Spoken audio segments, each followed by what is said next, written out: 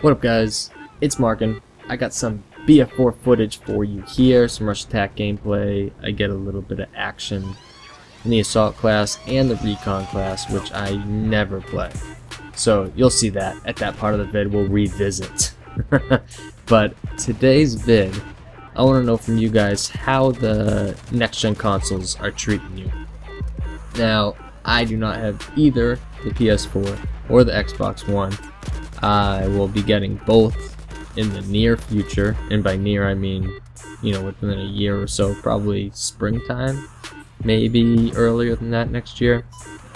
But right now I'm just not interested, and I think it was a pretty good decision on my part because there are lots of reports on both the PS4 and the Xbox One. There's a lot of issues that are going on, which is to be expected. I got my Xbox 360 launch day of, was it 05? I think it was, and I still have that Xbox. It's actually my wife's Xbox now, and it works like a charm from launch day so long ago. I got a different one of the glossy ones when they came out with them that had the, I think it was the 250 gig hard drive in them built in, and I've had more problems with that than I or she has with the launch day Xbox 360. So I never had issues. I was so lucky, but I've heard terrible things on the PS4 and the Xbox One. Now, obviously, a majority of these systems are working. I think Sony put out a number that it was a 4% failure rate on their end, which I guess is normal. Here's me sniping, by the way. You can see me taking a long time to line up shots. I don't ever snipe. When I play recon, I'm usually using a PDW up and running, and this was just a really slow-paced match. So I cut out all the boring shit for you guys, but this is kind of boring too, but I wanted to showcase my just incredible accuracy. I missed that shot with with the snipes. So I mean, I can snipe in games like Gears or Halo. I have no problem sniping in those games, but military games, I don't know what it is. I think I just don't have the patience at all. And as you can see, I'm just sitting back here. So back to what I was saying. Sony released a number that was, I think, 4% failure rate, which I guess is normal. I think 3%, 4% is a normal failure percentage for a new product, for any type of product. Now, when you're talking about Sony selling 1 million PS4s on, its first weekend or its first launch day, whatever the time period was, that means that's 40,000 PS4s didn't work. 40,000!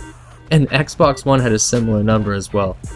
That's outrageous! And it sounds like such an enormous number, but it's only 4%, which is minuscule, and it's normal, but 40,000, could you imagine? That's outrageous.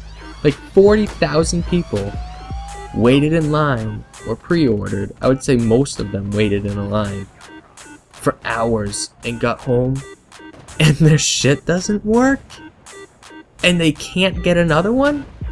that's outrageous. I would flip my shit. So usually I'm very impulsive when I buy things. That's one of my downfalls. I'm like, ooh, shiny, I'll buy it, and then I buy it. But I didn't with the new consoles because I, for one, don't have that extra money just laying around, and for two, I wanted to see what was going on because I do a majority of the gaming on PC anyway.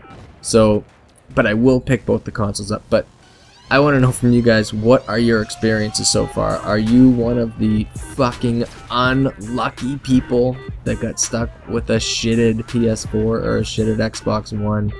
Because oh my god, I would flip out. And I guess the Xbox One, their big issue is their disk drive doesn't read the disk. It makes this crazy clicking sound. So you can still use the system for everything you want to use it for. You just can't run games on it. So you can download games. You can play all the free-to-play games and things like that. You just can't play an actual disc. So I think that that's crazy. 40,000. 40,000.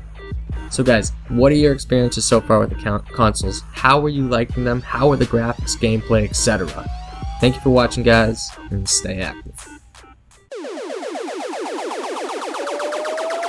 Hitmakers.